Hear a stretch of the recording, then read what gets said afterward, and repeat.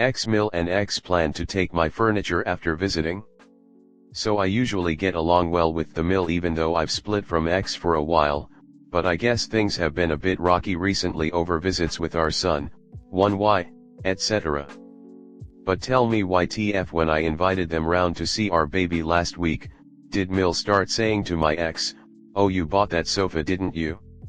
You'll probably be wanting that back," to which he agreed.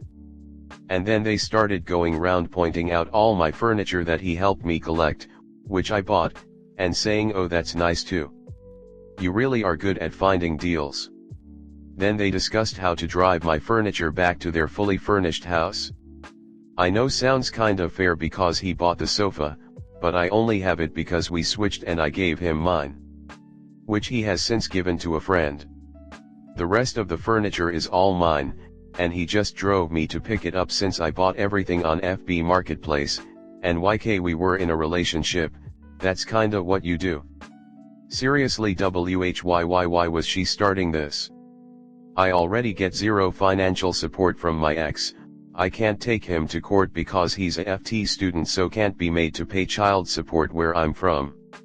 And now that I'm at the end of my maternity leave, living off dwindling savings, they want to take my furniture? For no reason other than they like it? As angry as I was, I just stayed polite and eventually they let it go. But before leaving they went through my kitchen picking out whatever food they wanted and took it with them. My ex used to do this every time he left and was annoyed with me, claiming I would just let it go off. Since the first thing he'd do when he came over was check the fridge and chastise me if I'd let any food go out of date. So I've come to expect this from him and frankly don't even care anymore, but his mother? Seriously. Why do they think they can just help themselves to whatever they want from my home? WTF. Obviously not going to be allowed back if they pull this shit, and seriously, isn't maintaining a good relationship and seeing our son more important? Comment. Don't give anything back and stop allowing them into your home. Once he's done being a student, go after him in court for support. Why wait? Serve him now. You may not get blood out of a turnip at the moment, but back child support should start ASAP. As every else has said, don't let them back in again. Change the locks and look through the peephole before you ever open the door. Remember, just because someone comes to your door doesn't mean you have to open it. Send him a bill for the food they stole from you so they both know they cannot walk all over you again. If you don't have court-ordered visitation, stop. Tell him to take you to court for parental rights. When asked why, just say his last visit he stole food and openly discuss stealing furniture. I didn't feel safe. Then only do supervised visits at neutral locations, the park, the library, a restaurant, etc. Never let them in your home again, and if they ask you can simply say because they stole from you and you won't allow it to happen again. If it comes up again, you can state, "We did a fair trade," you cannot go back on it. If he picks a fight with it, then state, "You can see me in court." Sounds to me they are playing mind games with you. How awful to stir the pot and attempt to create stress for you. Next time do not let them in. No more invites. They or he can stay outside. As for X-Mill, officially 100% no contact. Do not let them know it bothers you. If he asks why, just state, "My place and my rules," with a smile. No room for further discussion. If he gets snippy, you can say, "Okay, time to go. I am going inside now." Next story 2. How do I bring up to my partner that I don't want his mom living with us anymore? Long post. We're getting married soon and surprisingly enough his mother is still living with us after 3 years. We've done everything for her and she still refuses to work. When we bring it up, she says she applies for jobs all the time or she can't work right now because she cooks and does the dishes. Her cooking is shit. I'm not trying to be rude because it can be nice, but we have to buy everything and she ends up burning it most of the time. Also, we're adults. I think we can cook for ourselves. She's also a bigger lady and it makes our grocery bill enormous. Cooking and doing the dishes a couple nights a week doesn't mean you can't contribute to the bills, considering you cause most of them, lady. Every time I bring these issues up to my partner, he talks to her about it and she will start crying. Nothing ever changes.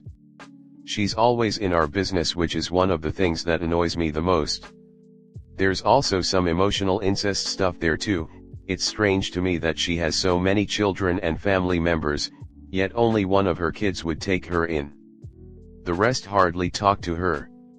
Is that why she wants to be so close to the only family member that willingly talks to her? I can tell when my partner gets annoyed with her and vice versa, and we try to be nice but it's not working. At the end of the day, she can be a sweet lady, but I don't think she knows how much stress she adds to our lives. It's like taking care of a child, maybe even harder at times. And just so everyone knows, she's not very old, she's just lazy. My grandmother is around her age and still works. Most of my co-workers as well. I just don't know how to bring it up to my partner without sounding mean. He doesn't think she can ever live alone, and I'm not going to stay here if she doesn't come up with a plan to support herself. At least get a part-time job. We are a young couple and she limits us so much. She limits our date nights, sex life, hanging out with friends. She screams when she talks. She has numerous subscriptions that we pay for. She is always in our business, especially my partner's. If I look somewhat decent, she asks what I'm doing. If we try to have a date night, she's sad or tries to tag along. She guilt trips us about how lonely she is, yet makes no effort to make friends. She never leaves the house unless it's with us. When I need to run an errand, she begs to come so she can get out of the house. She tries to hang out when I have friends over. Guess what? My friends don't want to come over anymore. The list goes on and on.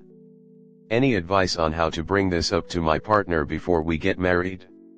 Sorry if some of this doesn't make sense, I haven't been sleeping well, lol. Anyway, thank you everyone for listening to me rant. Comment.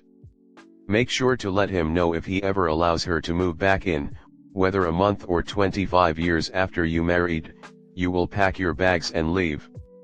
There won't be any discussion. I want to marry you. Not you and your mom. Where do you see us as husband and wife 5 years from now?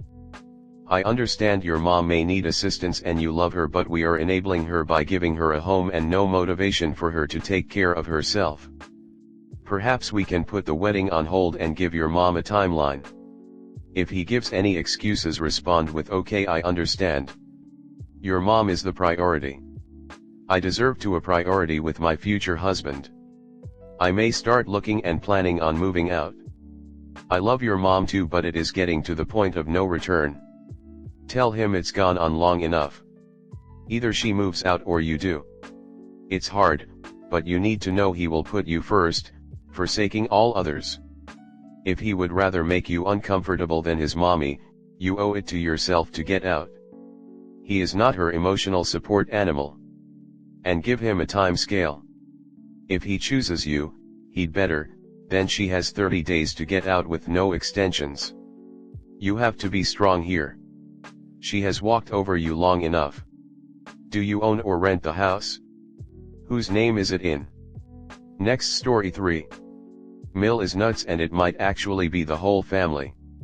I have been with my partner for 10 years, his family have never been the most welcoming and are always arguing with each other, not talking or blaming one another for anything that goes wrong. We had a brief respite from this when last year my partner's grandfather passed away with cancer. It was the first time in years that everyone got along. My partner's nan, Mag, moved in with his sister, Emily, as she needed help after losing her husband and was struggling to cope. We all spent Christmas and New Year together and it was lovely. Then February 1st comes round. On this day we found out that Emily had stolen thousands from her nan, and when she got found out she kicked Mag out with stupid excuses of her being horrible to live with, selfish, etc. Me and my Mill, Lee, then spent the next 6 weeks sharing the duty of caring for Mag and going backwards and forwards with bank/police to get her money back. Mag and Lee then fell out over something stupid, so it was up to me and my partner to sort everything. For the next 2 months we looked after her. She decided to sort out a will, as this was one of the things that she really struggled with when her husband passed, as he had no will. Everything went straight to her, but she didn't want to leave anything to chance when it came round to her turn to pass away. She found a lawyer and got a will drawn up, leaving everything to my partner. She also at the same time made me and my partner her power of attorneys. My partner has a list of everything that she wants to go to each person and wants him to be in charge of divvying it all out, as it will save time of it going through probate if everything is going to one person. About 4 weeks ago Lee comes back into the picture, apologizing for their stupid argument and trying to help again. Great, we think, as all the pressure isn't on us anymore. Then one day we get a screaming phone call asking why we are POA and why everything is being left to us. We try to explain that although it is, there is a reason behind it and we have no intention of keeping everything to ourselves. In this screaming match I get called all the names under the sun and told I am a selfish, horrible woman and I am a gold digger and will keep everything to myself. Difficult, as nothing will be in my name anyway, as it is going to my partner. My partner's family are far from rich and I have never been interested in my partner's money. I am the breadwinner in our relationship and we share all our money so we can enjoy our life together. Around 4 weeks ago Emily came back in the picture. She apologized to Mag and Lee and all has somehow been forgiven, even though I have already seen money start going missing from her accounts or being paid out to random companies, clothing, that Mag would never use. I raised this to Mag and Lee and they have both sided with Emily, saying I am just trying to stir up problems and turn them against their granddaughter/daughter. In the end it all comes down to money. My partner is at the point of no longer caring what happens with his nan, mum, and sister, and I don't blame him, but I genuinely care about his nan and have basically now been told to stay out of everything. As one of her POA I have access to view her bank account and now get to watch it dwindle down as Emily and Lee slowly empty it. I know when she runs out of money they are just going to disappear and leave her with nothing. She isn't going mad, so I feel like I can't do anything to step in yet. The whole family is messed up and it is driving me crazy. Comnet. You and your partner need to discuss how much time, effort, and money you want to invest in trying to save his grandmother from herself. She is of sound mind, and she knows her granddaughter is stealing from her, and she is okay with that. I agree with you that it is wrong and that when the money is gone, they will disappear, leaving his grandmother in a bad situation. But that is not your responsibility. You have no authority to overturn his grandmother's actions.